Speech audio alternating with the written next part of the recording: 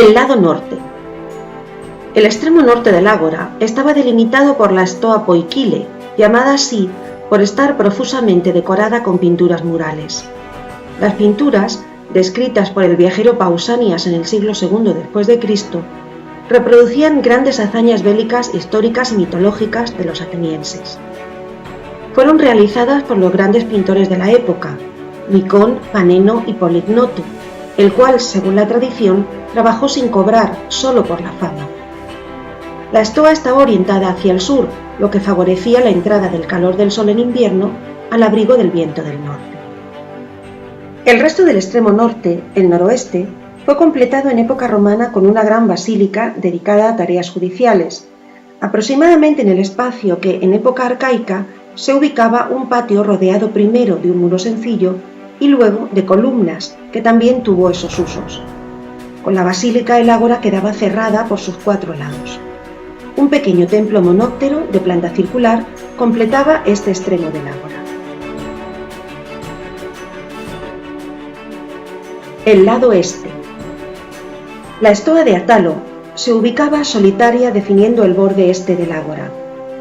Fue realizada por el rey Atalo II de Pérgamo en el siglo II a.C., el cual, en homenaje a la ciudad que amaba y en la que había estudiado, le regaló un centro comercial.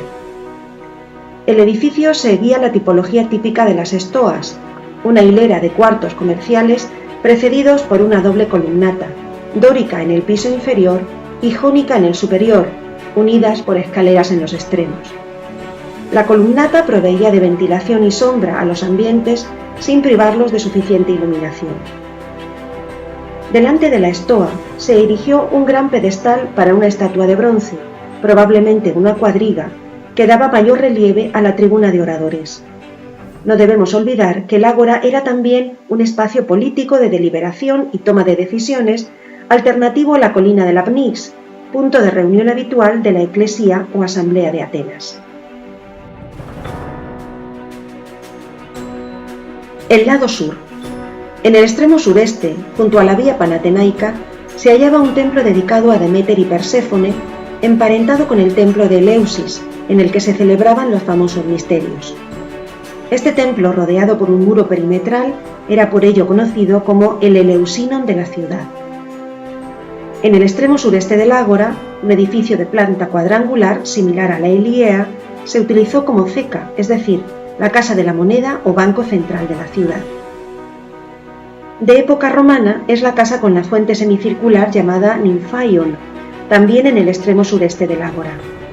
Muy cerca de ella se ubicaba la fuente antigua llamada de los 9 Caños, uno de los lugares más castizos de la Atenas clásica. Este extremo del ágora lo completamos con la biblioteca de Panteno en torno al 100 después de Cristo. Dedicada al emperador Trajano por Titus Flavius Pantenus, esta estructura se ubicaba al borde de la vía panatenaica, muy cerca de la Acrópolis, como para complacer más al emperador. Construida en un terreno irregular, estaba compuesta por una serie de habitaciones en torno a un patio rectangular. El lado sur del ágora, mayormente dedicado a fines comerciales, estaba definido por 2 estoas. La estoa media o central, ubicada al norte, con 147 metros de largo por 17,5 de ancho, construida en torno al 160 a.C., y la estoa sur, aproximadamente del 150 a.C., paralela a la estoa media y que reemplazaba a una antigua estoa sur construida en época clásica. El espacio entre ambas quedaba configurado como una plaza interior. La plaza estaba flanqueada a un lado por el edificio este y hacia el oeste por el Aiakeon, un edificio de planta cuadrada que databa de la época micénica. Parece que allí se emplazaba la sede central de la Eliea, el tribunal ordinario de la ciudad. No muy lejos del ágora, en la colina de Ares, se reunía el Areópago, tribunal de ancianos que funcionaba como tribunal supremo. En la esquina suroeste, una nueva casa con fuente cerraba esta cadena de edificios en los que destacaba sobre todo el uso comercial y de esparcimiento.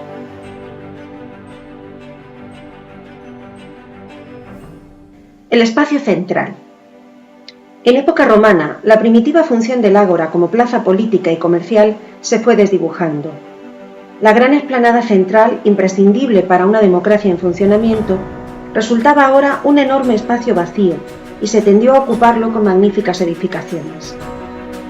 Entre ellas destacaba el Odeón de Agripa, del año 15 a.C., también conocido como el Teatro de Agripa, un edificio grande y lujoso diseñado para las representaciones musicales. Ubicado en el centro del espacio público, este gran salón de conciertos fue un regalo a los atenienses de Agripa, el general y sobrino del emperador Augusto, que también construyera el primitivo Panteón en Roma. Era una enorme estructura de 2 pisos con capacidad para 1000 espectadores y contaba con una orquesta de mármol y un escenario elevado. Estaba rodeado en 3 de sus lados por un cryptoporticus, una columnata subterránea sobre la que se ubicaban pequeñas estoas. Junto al Odeón y frente a la estoa media encontramos el templo suroeste, probablemente dedicado al culto imperial en época romana. Los edificios cercanos eran posiblemente oficinas administrativas. El templo de Ares era un edificio que había estado situado en la parte norte del ágora. Era un templo dórico y períptero, de tamaño, planta y fecha similares a los del Hefesteion. Se piensa que este templo fue desmantelado, trasladado y reconstruido sobre cimientos romanos en tiempos de Augusto. Además de sus edificios, el ágora se completaba con otros elementos decorativos: pedestales, estatuas, altares. Destacaremos entre todos ellos los horoi, unos hitos de piedra que marcaban el perímetro del ágora. La costumbre establecía que en los días de actividad política, el espacio se acordonaba atando cuerdas impregnadas de pintura roja de hito en hito. De esta forma, los asistentes quedaban marcados si trataban de entrar tarde o de escapar del ágora antes de que acabara la sesión. Esta costumbre es la que da origen a nuestra expresión de marcar las líneas rojas cuando hablamos de nuestros límites. También nosotros hemos llegado a nuestros límites y debemos poner punto final en nuestro recorrido por la más viva y trascendental plaza de nuestra cultura, el Ágora de Atenas.